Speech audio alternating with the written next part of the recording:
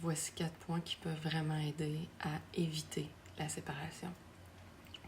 Le premier point, c'est être responsable de ses blessures du passé. Ça, c'est le point majeur. Ça veut dire quoi? Ça veut dire voir ses blessures. Ça veut dire travailler, accepter de travailler sur soi. Parce que c'est très facile d'utiliser ces blessures comme défaites dans la relation pour ne pas travailler sur soi en disant ben moi je suis comme ça, c'est de même, je vais rester de même, tu m'acceptes comme ça. Non. Oui, il y a des choses qui sont difficiles à changer. Mais si on veut changer, on peut changer. Et si on aime la personne avec qui on est et qu'on est bien et qu'on voit qu'il y a des choses dans notre comportement qui boycottent la relation, c'est notre responsabilité de dire ça, là, faut que vraiment que je travaille là-dessus.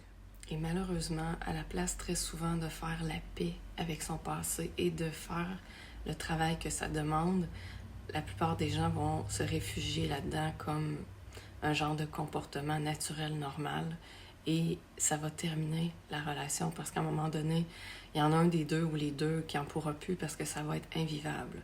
Et peu importe c'est quoi le comportement, ça peut être l'insécurité, ça peut être l'agressivité, ça peut être la colère, ça peut être la fermeture, ça peut être plein de choses.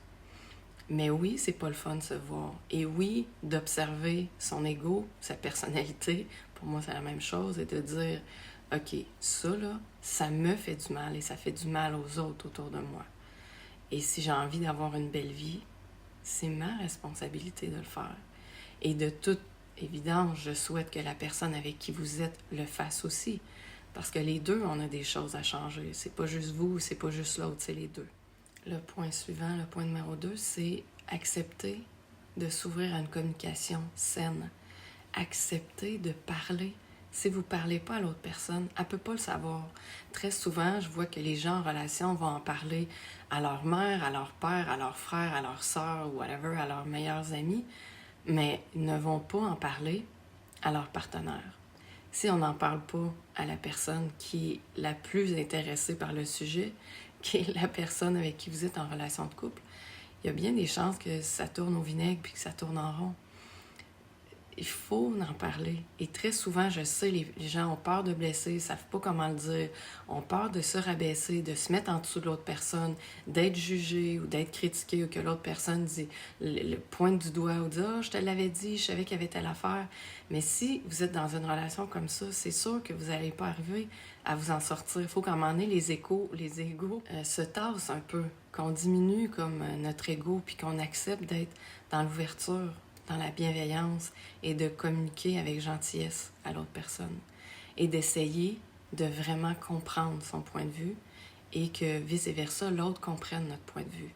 Mais juste écouter au départ, juste écouter sans rien dire, écouter ce que l'autre a à vous dire si on voit que c'est quelque chose de délicat et de difficile à dire.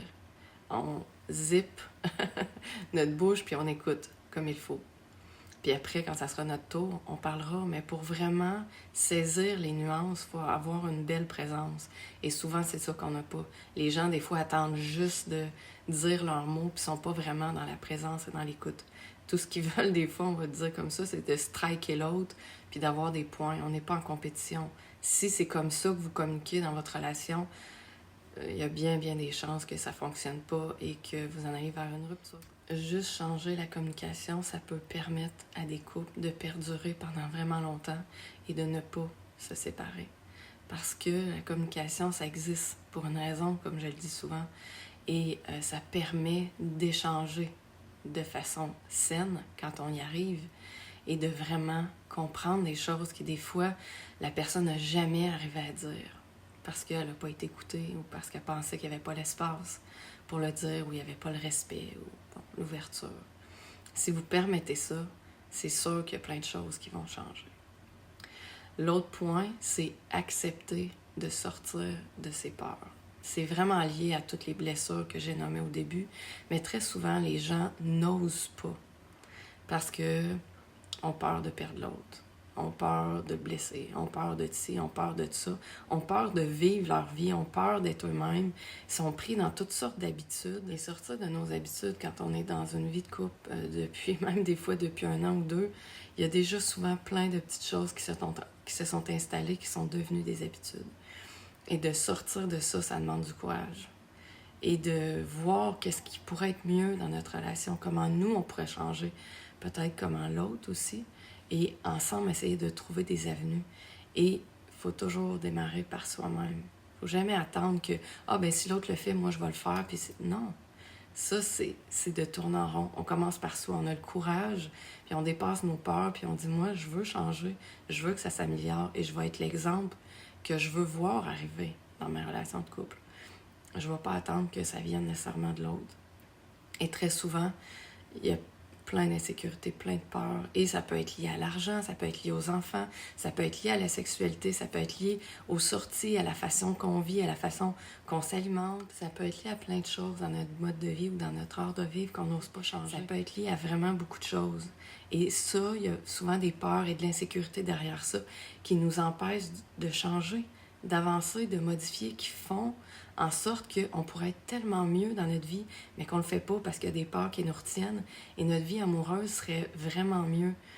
Mais on n'ose pas le faire parce qu'on tourne en rond, on reste dans nos peurs, nos habitudes, et ça étouffe votre vie, la relation, et très souvent, petit à petit, ça mène à la perte de la relation, et souvent, c'est pas ça qu'on voulait.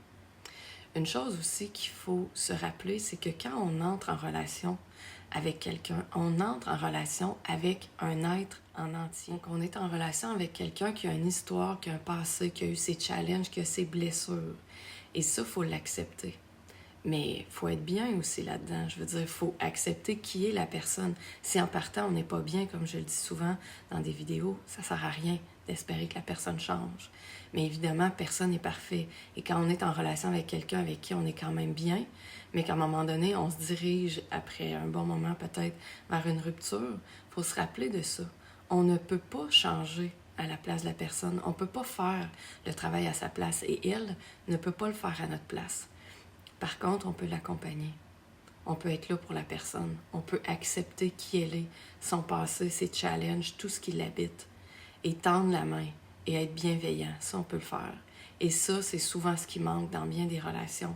Les gens n'osent pas ou ne savent pas comment. On peut se faire accompagner aussi si on ne sait pas comment puis c'est trop difficile. Donc, si on se voit être malveillant ou être dans le jugement ou pointer le doigt ou être dans la critique face à l'autre ou le rabaisser, ça, c'est sûr que ça ne nous emmène pas à la bonne place. Personne n'aime ça.